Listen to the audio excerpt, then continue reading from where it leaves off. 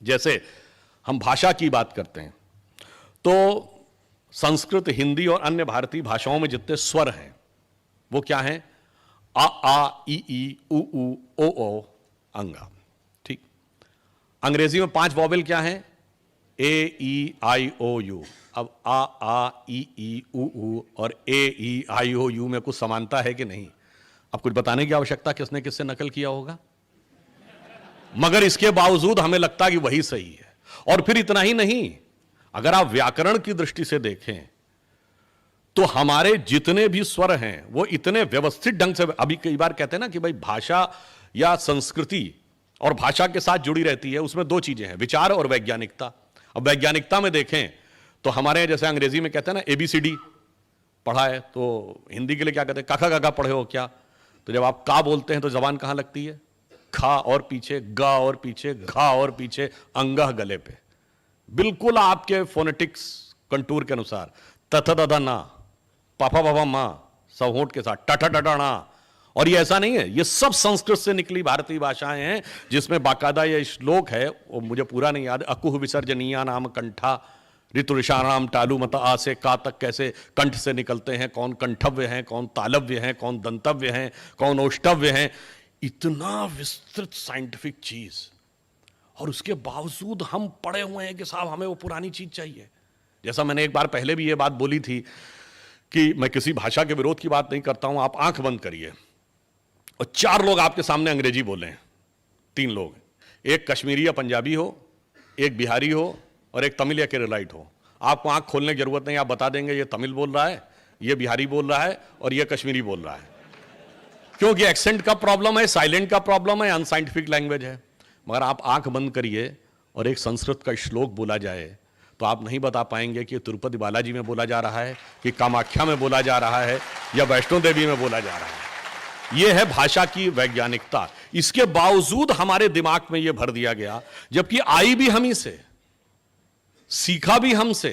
और ये हम नहीं कह रहे हैं, ये तो विलियम जोन्स ने कहा, Sanskrit is the mother of all the languages. इसके बावजूद हमसे कहा जाए वैज्ञानिक भी हमारी भाषा ज्यादा, व्यवस्थित भी हमारी भाषा ज्यादा। और अब आप कहेंगे चलिए थी, हम आगे क्या करें? कुछ लोग अपने जो हमारे जो बाएं हाथ से इतिहास लिखने वाले लोग हैं, वो लोग ये कहते हैं ना कि साहब ये सब था तो हम बताइए आगे। मैं बता रहा हूं आगे क्या है। अगर हम सब लोग, हमारे बच्चे आने वाले टाइम में इस पर रिसर्च करें, बताइए आज सारी टेक्नोलॉजी डिजिटल प्लेटफॉर्म पे है। डिजिटल प्लेटफॉर्म की टेक्नोलॉजी बाइनरी सेटअप पे चलती है, 0101। जो 0101 पे चलती है तो एक ऐसी लैंग्वेज जिसमें मात्रा पाई नाम की चीज नहीं है, डिस्क्रीट नंबर्स हैं, ABCD। It is very suitable for digital platforms. But क्या ताजिंदगी डिजिटल प्लेटफॉर्म पे रहेगी टेक्नोलॉजी? नहीं। What is going to be the emerging new technology? It is voice command। और अब उसकी शुरुआत हो गई, आपने मोबाइल में बोलते हैं और वो टाइप कर देता है।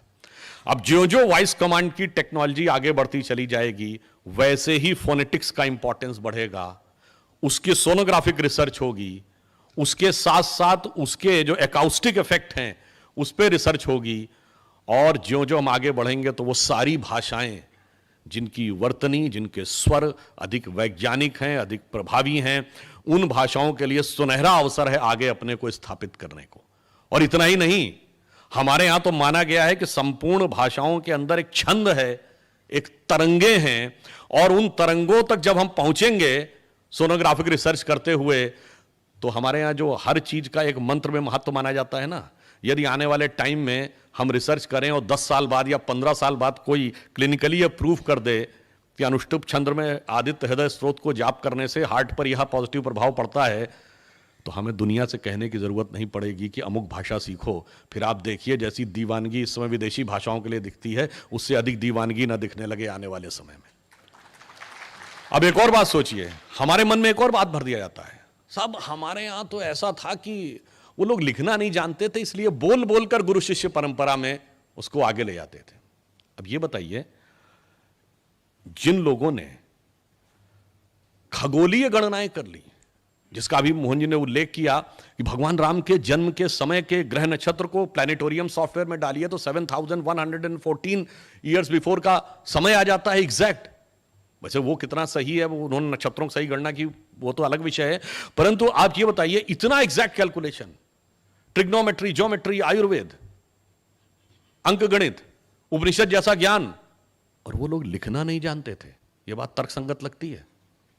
अगर कोई ये कहे तो ये बात अतार्किक नहीं, ये मूर्खतापूर्ण लगती है। और अगर ये भी कह दिया जाए कि ये पागलपन लगता है तो अतिशयोक्ति ना होगी।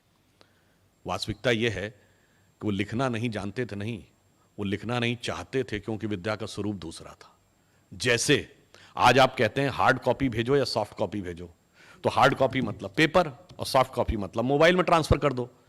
तो पहले क्या था, एक दौर में जब ताम्रपत्र के ऊपर लिखा जाता था तो वो हार्ड कॉपी थी, फिर भोजपत्र सॉफ्ट कॉपी हो गई, फिर भोजपत्र हार्ड कॉपी हो गई, कागज सॉफ्ट कॉपी हो गई। अब कागज हार्ड कॉपी है और ये डिजिटल जो कॉपी है वो सॉफ्ट कॉपी है। पर अगला चरण क्या हो सकता है? जो डिवाइस के अंदर ट्रांसफर्ड है वो हार्ड कॉपी है, और जो माइंड से माइंड ट्रांसफर्ड है वो सॉफ्ट कॉपी है।